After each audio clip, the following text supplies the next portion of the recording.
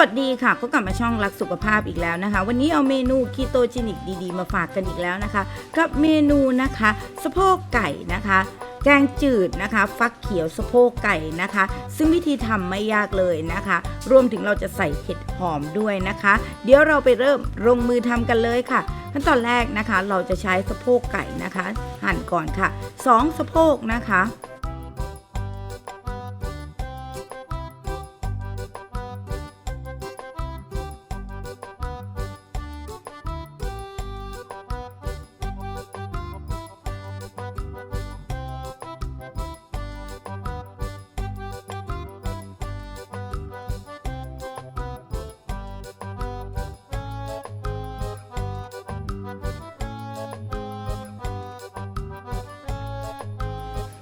จากนั้นไปตั้งน้ำนะคะให้เดือดค่ะใช้น้ำประมาณ 1.5 ลิตรค่ะ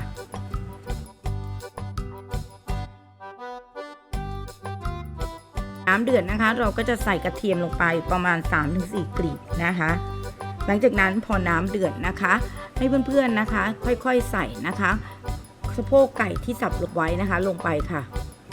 เปิดไฟให้แรงจนเดือดอีกครั้งหนึ่งค่ะพอเดือดอีกครั้งนะคะให้หรี่เป็นไฟกลางค่ะตุ๋นไปเรื่อยๆนะคะและค่อยๆซ้อนฟองออกนะคะเพื่อที่จะได้น้ำซุปที่ใส่นั่นเองค่ะ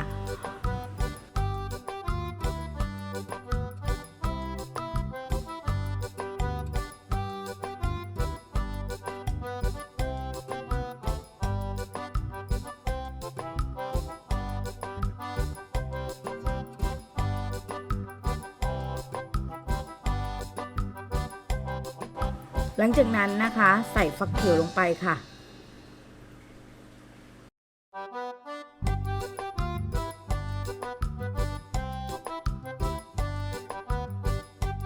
สอนฟองออกเรื่อยๆนะคะ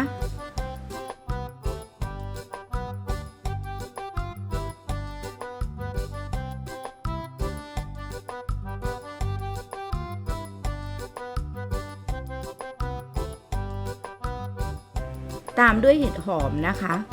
เพื่อเป็นอูนามิตามธรรมชาตินั่นเองค่ะเหมือนผงปรุงรสนั่นเองค่ะ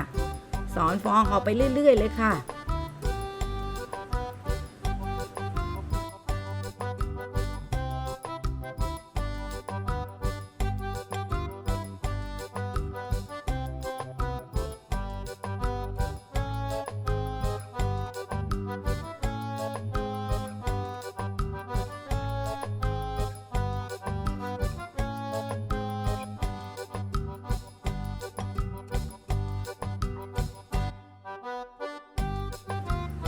หลังจากนั้นใส่เกากี้ลงไปนะคะตามด้วยเกลือนิดหน่อยนะคะซึ่งเราใช้ดอกเกลือนะคะรวมขาวคีโตนะคะ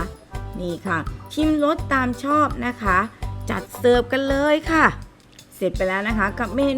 มนูแกงสะโพกไก่นะคะฟักเขียวคีโตแบบง่ายๆลองไปทำกันดูค่ะเราเจอกันใหม่คลิปหน้าสวัสดีค่ะ